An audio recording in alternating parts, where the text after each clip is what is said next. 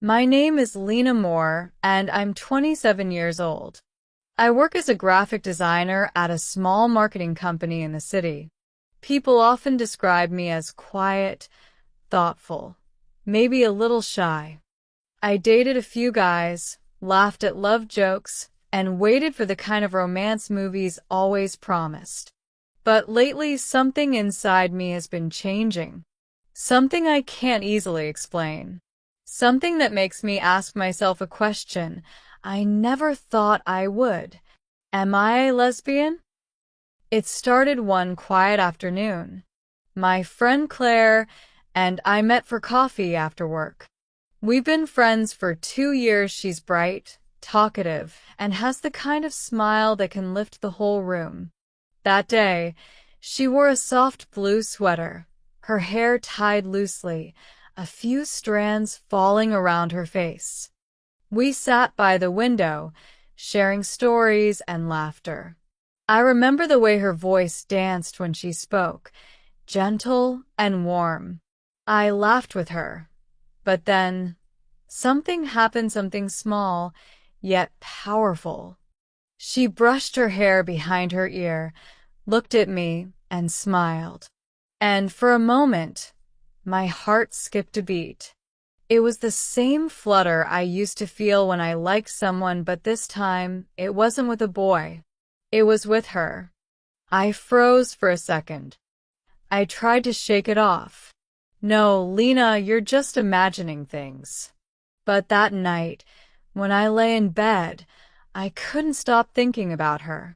About her smile, her laugh, her warmth, and a quiet voice whispered inside me, "What if you're not imagining it? What if you really like her?" I told myself I was just being silly. Maybe I was lonely. Maybe I just admired her beauty. But days passed, and my feelings didn't fade, they grew stronger. Every time Claire texted me, my stomach twisted with excitement. Every time she talked about her boyfriend, a small ache formed in my chest. I didn't understand why. I wasn't supposed to feel jealous of a man dating my friend. That's when the confusion began to consume me. I started remembering my past relationships with men, how they felt, or rather, how they didn't. My last boyfriend, Sam, was sweet, funny, caring. Everyone said I was lucky to have him, but I never felt the spark people talk about. When he kissed me, it felt nice but empty, like I was trying to feel something that wasn't there. I used to think, maybe I just wasn't a passionate person. Maybe love wasn't supposed to be fireworks. But when I thought about Claire, my heart raced in a way it never had before. And that scared me. One evening, I sat with my best friend Mia, who has known me since college. We were watching a movie, a typical romantic film where a man and woman fall in love after a series of cute misunderstandings. I stared at the screen, watching them kiss, and for some reason, I felt nothing. Then, without thinking, I asked, "Mia, do you ever like girls?" She turned to me surprised. "Like girls? What do you mean?" "You know, more than friends." She thought for a moment, then shrugged. "I don't think so. But I mean, love is complicated. Why do you ask?" My voice trembled. "Because I think I might like someone. But she's a girl." Her eyes softened. She didn't laugh, didn't act weird. She just said, "That's okay, Lena. You don't have to figure it all out right now." I nodded, but tears filled my eyes. Because I wanted to figure it out. I wanted an answer that made sense. For the next few weeks, the question followed me everywhere. When I walked to work, when I made coffee, when I looked in the mirror. "Am I a lesbian?"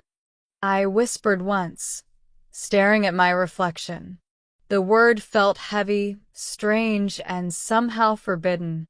I remembered the stories my mom used to tell about how she met my dad, how one day you'll meet a good man too.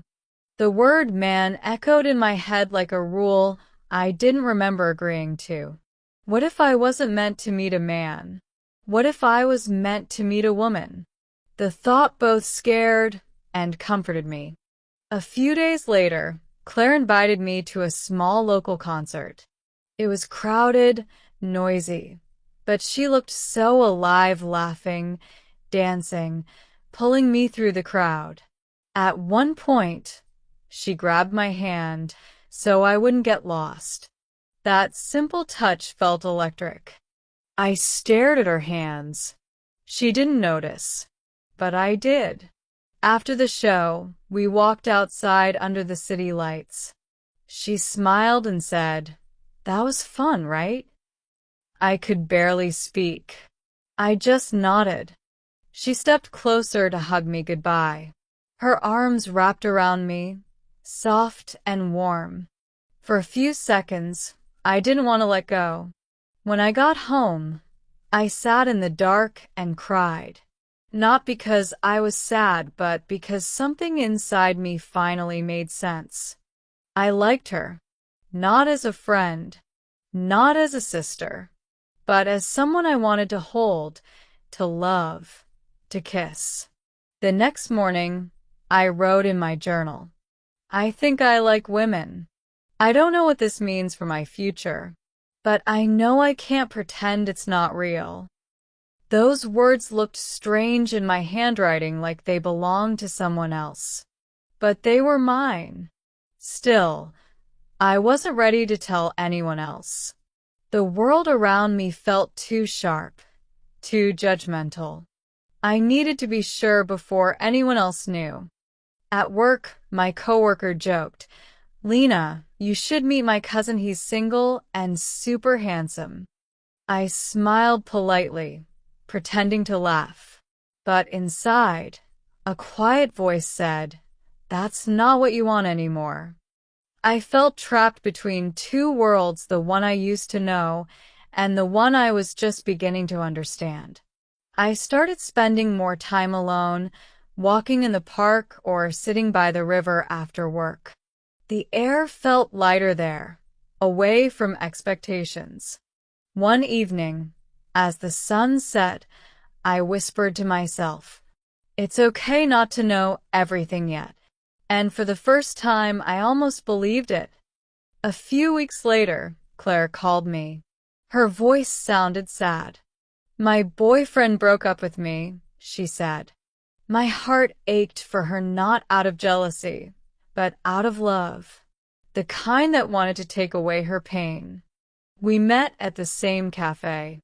She cried, and I held her hand. When she looked at me through her tears, I wanted so badly to tell her the truth, how she'd changed everything inside me. But I didn't. Not when she was hurting. So I just said, "You'll be okay." And I meant it. That night, lying in bed, I thought about love again, how it can be kind, cruel, confusing, and beautiful all at once. Maybe I wasn't ready to label myself yet. Maybe I was still learning. But one thing was clear: my feelings for Claire were real, no matter what name I gave them. Months passed. Life moved forward. Claire eventually moved to another city for a new job. We promised to stay in touch, and we did, but our lives started to drift apart. I missed her, but I also felt grateful, because knowing her helped me discover a part of myself I had hidden for so long. I started reading more stories online, people sharing their journeys, their confusion, their coming out experiences. Some were scared, some were proud, some still unsure. But every single one made me feel less alone. I realized that being different wasn't something to fear. It was something to understand, to embrace. One night, I stood in front of my mirror again. I looked at myself, really looked, and I whispered, "Maybe I am a lesbian." The word didn't sound heavy anymore. It sounded honest. I smiled a little, because for the first time I didn't feel broken. I felt real. My name is Lena Moore, and I'm still figuring myself out. But I know this.